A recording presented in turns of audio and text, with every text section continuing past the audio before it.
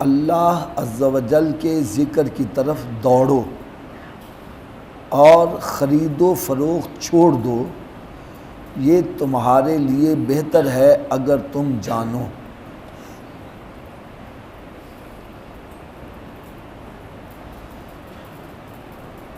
پیارے اسلامی بھائیوں، اللہ رب العزت نے بنی اسرائیل یہودیوں کو ہفتے کا دن عطا کیا عبادت کے لیے، اور نصارہ کو اتوار کا دن۔ حدیث مبارکہ کا مفہوم ہے کہ حضرت موسیٰ علیہ نبی علیہ السلام اللہ رب العزت سے ہم کلام ہیں اور عرض کرنے لگے، اے مالک و مولا،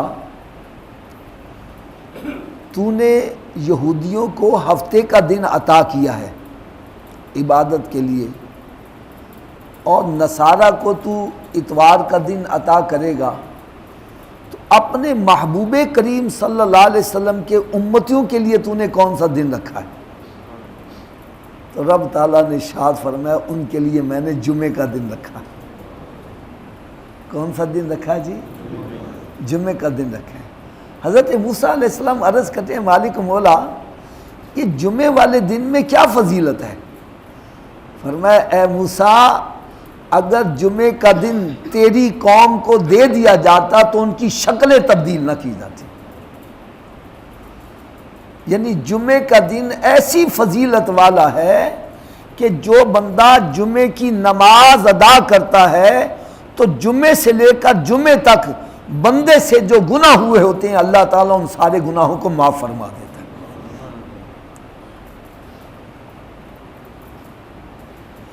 تو حضرت موسیٰ علیہ السلام دعا کیا کرتے ہیں؟ یا اللہ، اس محبوب کا امتی تو مجھے بھی بنا دے۔ میں کہتا ہوں خدا کی قسم، ہم کتنے خوش نصیب ہیں یار، ہم اللہ کا جتنا بھی شکر ادا کرے وہ کم ہے کہ جس نبی کا امتی بننے کے لیے نبی بھی دعائیں کر رہے ہیں، رسول بھی دعائیں کر رہے ہیں، ہم نے دعا بھی نہ مانگی، نہ کوئی التجا کی، رب نے ہمیں پیدا ہی اپنے محبوب کا امتی بنا کے کر دیا، اور ایسے ایسے کمالات ہمیں عطا کیے، ایسے ایسے انعامات عطا کیے اپنے محبوب صلی اللہ علیہ وسلم کے صدقے، کہ میں کہتا ہوں کہ انسان اگر سوچنے لگ پڑے تو جی چاہتا ہے کہ ساری زندگی رب تعالیٰ کی بارگاہ میں سجدہ ریز ہی رہے، ایسے ایسے انعام کا۔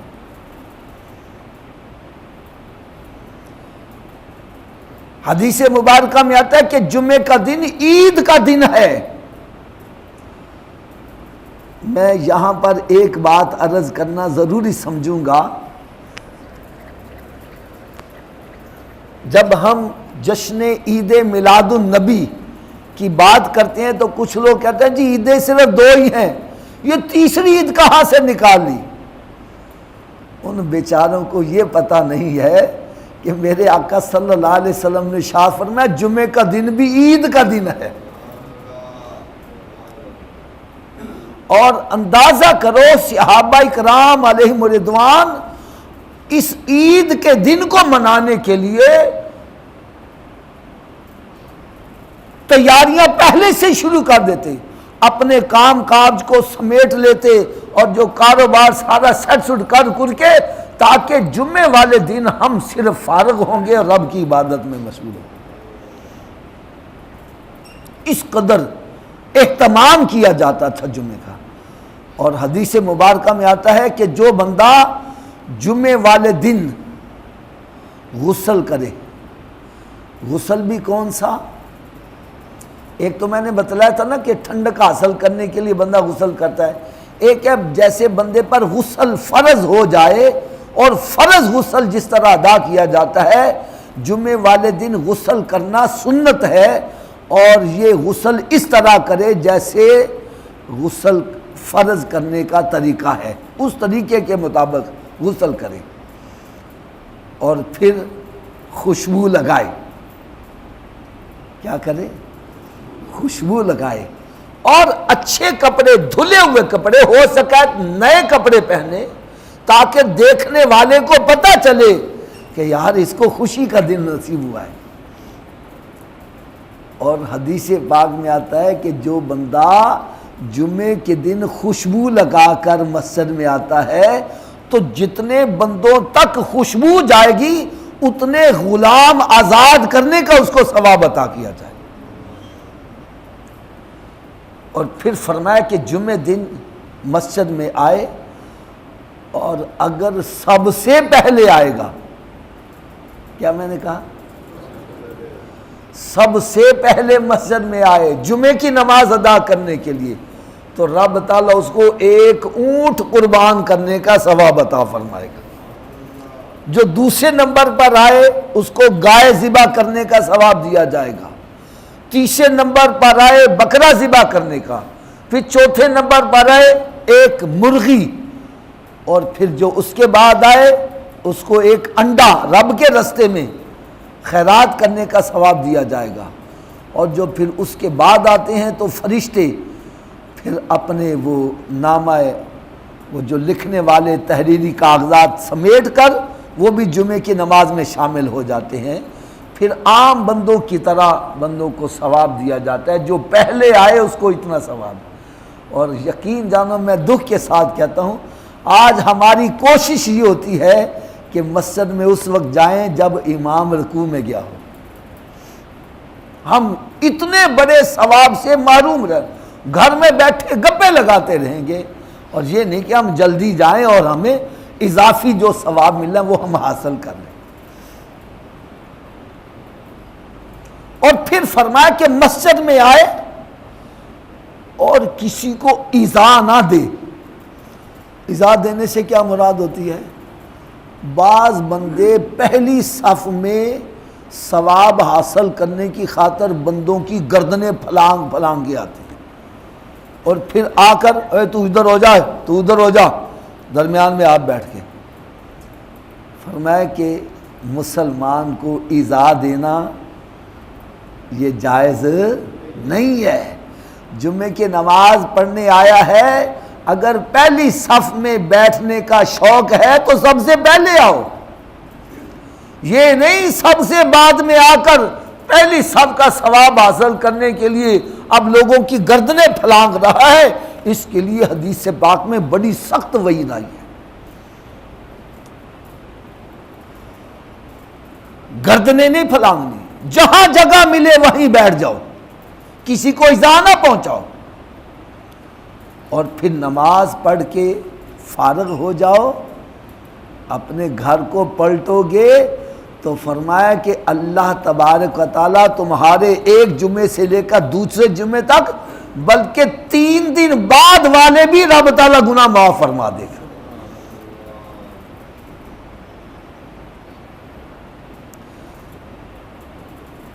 قرآن مجید میں اللہ تبارک و تعالیٰ نے ارشاد فرمایا، اے ایمان والو،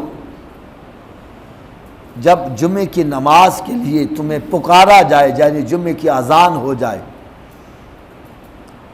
فَاسْعَوْا إِلَىٰ ذِكْرِ اللَّهِ، اللہ کے ذکر کی طرف دوڑ کر آؤ۔ دوڑ کر آنے سے کیا مراد ہے؟ جلدی جلدی تیاری کر کے آ جاؤ مسجد۔ فَاسْعَوْا إِلَىٰ ذِكْرِ اللَّهِ، اللہ کے ذکر کی طرف دوڑ کے آؤ۔ وَذَرُوا الْبَيْعَ، یہ قرآن مجید ہے، یہ کوئی حدیث کی بات نہیں کر رہا کہ بندہ کہے یار یہ ضعیف حدیث، قرآن مجید میں فرمایا وَذَرُوا الْبَيْعَ، اب کاروبار چھوڑ دو، خریدا فروخت چھوڑ دو۔ علماء کرام فرماتے ہیں جب جمعے کی دوسری اذان ہو جائے، دوسری اذان ہونے کے باوجود بھی اگر کوئی خرید و فروخت جاری رکھتا ہے تو وہ حرام کر رہا ہے، کیونکہ رب نے منع کر دیا۔ جیسے روٹی کھانا حلال ہے، رمضان المبارک میں طلوع فجر سے غروب آفتاب پر منع کر دیا، اور جو جان بوجھ کے کھائے گا پھر کیا ہوگا؟ گناہگار ہوگا۔ اسی طرح کاروبار کرنے کا حکم دیا ہے، روزی حلال کماؤ، القاسم حبیب اللہ، محنت مزدوری کرنے والا اللہ کا دوست ہے، لیکن فرمایا جب جمعے کی اذان ہو جائے اب خریدا فروش چھوڑ دو۔ میں یہاں ایک بات عرض کرنا ضروری سمجھوں گا، جیسے ہمارا یہ لاہور ہے، ہمارے یہاں پر یہ ہوتا ہے کہ جمعے والے دن کاروبار میں بڑی تیزی ہوتی ہے، ارد گرد کے گاؤں دیہات میں چھوٹے جو قصبے ہیں وہاں پر جمعے کے دن چھٹی ہوتی ہے، تو وہ پھر مال لینے کے لیے شہر کی طرف، لاہور کی طرف آتے ہیں۔ یعنی ایک بندے نے مجھے بتلایا تھا، حافظ صاحب ہمارے پورے ہفتے کی بکری ایک طرف ہو تو جمعے کی بکری ایک طرف ہوتی ہے، یعنی اتنا کاروبار زیادہ ہوتا ہے۔ تو ہمارے ہاں ہوتا کیا ہے، ہوتا یہ ہے کہ دکان پر 4 بندے ہیں نا، 2 بندے جہاں پر جمعے کی نماز جلدی ہوتی ہے وہاں جا کے پڑھنے چلے جاتے ہیں، دکانداری کھلی ہوئی ہے، اور وہ پڑھ کے آ جاتے ہیں، تو پھر جہاں جمعے کی نماز بعد میں ہوتی ہے وہ 2 جنہوں نے نہیں جمعہ پڑھا وہاں چلے جاتے ہیں۔ میں صحیح کہہ رہا ہوں غلط کہہ رہا ہوں؟ ایسا ہی ہوتا ہے نا۔ تو کیا وازر البیع ہوا، کاروبار بند ہوا؟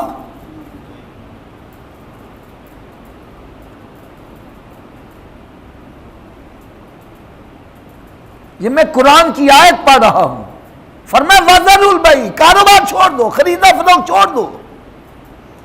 تو جو اللہ کی مرضی ہے وہ پوری نہیں ہو رہی، کاروبار نہیں بند ہوا۔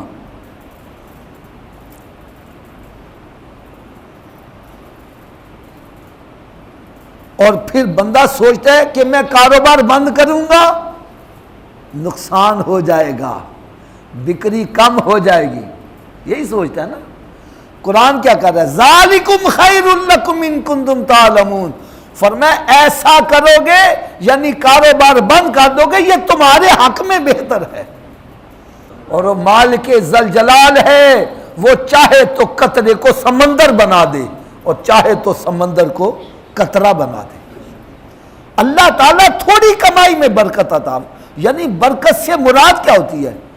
برکت سے یہ مراد نہیں ہے 1000 روپیہ ہے تو 1 لاکھ بن جائے گا، نا، جہاں 1 لاکھ نے کام کرنا تھا تمہارا 1000 ہی کام کر کے دکھا دو، یہ ہے اللہ تعالیٰ کی طرف سے برکت۔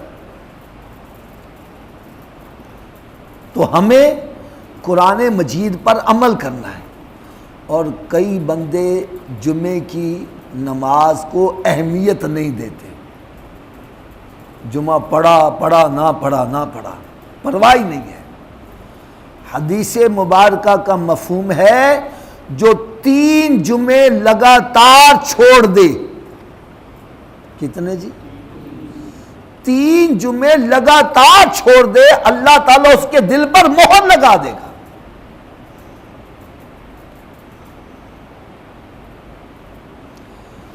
جب مہر لگ جائے پھر بندے کو اچھائی برائی کی تمیز ختم ہو جاتی ہے۔ اور ایک حدیث پاک میں آتا ہے جو 3 دن لگاتار جمعے کی نماز بغیر کسی شرعی عذر کے چھوڑ دیتا ہے تو صحابہ کرام علیہم رضوان فرماتے ہیں کہ ہم سمجھ جاتے تھے یہ بندہ منافق ہے۔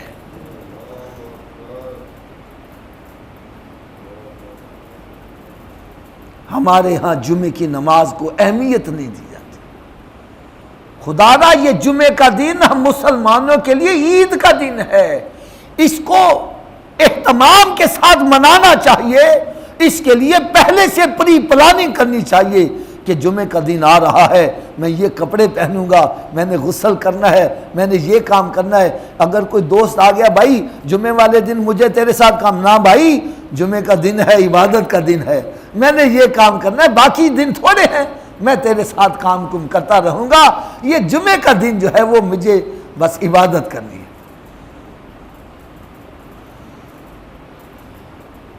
تو لہٰذا میں آپ کی خدمت میں ایک ادب سے التماس کروں گا، اگر دکانداری میں ایسا اہتمام کیا ہوا ہے آدھے بندے ادھر جمعہ پڑھنے چلے گئے، آدھا ادھر چلے گئے، کاروبار بند نہیں ہوا۔ تو ان کو چاہیے کہ اس پر غور و فکر کریں۔ قرآن مجید کا حکم یہ ہے وَذَرُوا الْبَيْعَ، کاروبار کو بند کر دو، خریدا فروشی بند کر دو۔ اور پھر کیا فرمایا فَإِذَا قُضِيَتِ الصَّلَاةُ فَانتَشِرُوا فِي الْأَرْضِ وَابْتَغُوا مِنْ فَضْلِ اللَّهِ، فرمایا جب تم جمعے کی نماز پڑھ لو پھر زمین میں پھیل جاؤ، اللہ کا رزق تلاش کرو۔ اور ساتھ ہی فرمایا وَاذْكُرُوا اللَّهَ كَثِيرًا لَعَلَّكُمْ تُفْلِحُونَ، کاروبار میں پڑھ کو اللہ کو بھولنا نہیں ہے، اس کو کثرت کے ساتھ یاد کرو۔ وَإِذَا رَأَوْا تِجَارَةً أَوْ لَهْوًا انفَضُّوا إِلَيْهَا وَتَرَكُوكَ قَائِمًا، اور جب انہوں نے کوئی تجارت یا کھیل دیکھا تو اس کی طرف چل دیے اور تمہیں خطبے میں کھڑا چھوڑ گئے۔ اس آیت کا شان نزول کیا ہے کہ ابتدا میں جمعے کا خطبہ نماز کے بعد ہوتا تھا۔ جیسے عید میں آپ نے دیکھا ہوگا، عید کی نماز پہلے ہم پڑھتے ہیں تو خطبہ بعد میں ہوتا ہے۔ تو جمعے کی نماز پڑھ لی گئی تھی اور خطبہ ہو رہا تھا، تو کسی نے یہ آواز لگائی کہ جی وہ قافلہ آیا ہے جس میں بہت سارا مال تجارت کا موجود ہے، تو جس نے وہ مال خریدنا ہے وہ آ جائے۔ اتفاق کی بات ہے کہ اس وقت مال کی شارٹیج تھی، تو صحابہ اکرام نے سمجھا نماز تو ہم نے پڑھ لی ہے، لہٰذا اب خطبہ رہ بھی جائے تو کوئی ایسی بات نہیں ہے۔ وہ خطبہ چھوڑ کر تو سودا خریدنے کے لیے چلے گئے۔ اللہ تعالیٰ کو یہ بات پسند نہ آئی کہ میرا محبوب کھڑا رہ گیا، چند صحابہ کرام بیٹھے رہ گئے لیکن کچھ اٹھ کر چلے گئے۔ اللہ تعالیٰ کو یہ بات پسند نہ آئی، رب تعالیٰ نے آیتیں اتار دی، قُلْ مَا عِنْدَ اللَّهِ خَيْرٌ مِّنَ اللَّهْوِ وَمِنَ التِّجَارَةِ وَاللَّهُ خَيْرُ الرَّازِقِينَ، فرمایا تم فرما دو جو اللہ کے پاس ہے وہ کھیل اور تجارت سے بہتر ہے، اور اللہ تعالیٰ سب سے بہتر رزق دینے والا ہے۔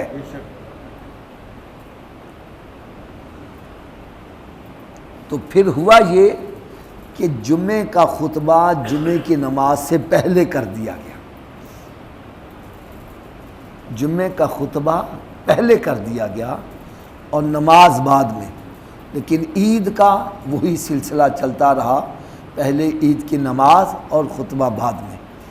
تو جمعے کا خطبہ یہ بھی سننا واجب ہے، یہ ضروری ہے، اسی لیے فرمایا گیا کہ جب جمعے کا اذان ہو جائے، اذان کے فوراً بعد ہی خطبہ ہوتا ہے۔ یہ دوسری اذان، پہلی اذان جمعے کی جو ہے یہ بدعت ہے، یہ حضرت عثمان غنی رضی اللہ تعالیٰ عنہ کے دور میں شروع کی گئی، جب مدینہ منورہ میں شہر بہت وسیع ہو گیا اور کاروبار زیادہ بڑھتا چلا گیا، تو پھر جمعے کی جیسے اذان ہوتی تھی، دوسری اذان جس کو ہم کہتے ہیں اذان ہوتی تھی، اس اذان کے بعد کاروبار کو سمیٹ کر مسجد میں آتے تھے، تو آتے ہوئے خطبہ جماعت میرا مطلب ہو جاتا تھا۔ تو آپ نے پھر یہ کیا کہ ایک اذان پہلے دلا دی کہ جب اذان ہو جائے اب کاروبار وغیرہ بند کر کے تو دوسری اذان جو ہے وہ تمہیں مسجد کے اندر ہی ہو، اس لیے اذان کے فوراً بعد ہی خطبہ ہو جاتا ہے، خطبہ بھی سنو اذان بھی سنو۔ یہ دوسری اذان یہ سمجھو جمعے کا خطبے کا حصہ ہوتی ہے، لہٰذا جب پہلی اذان اس لیے دلائی تاکہ اس اذان کے ہوتے ہی تم اپنے کاروبار کو سمیٹو اور مسجد کا رخ کرنا شروع کر دو۔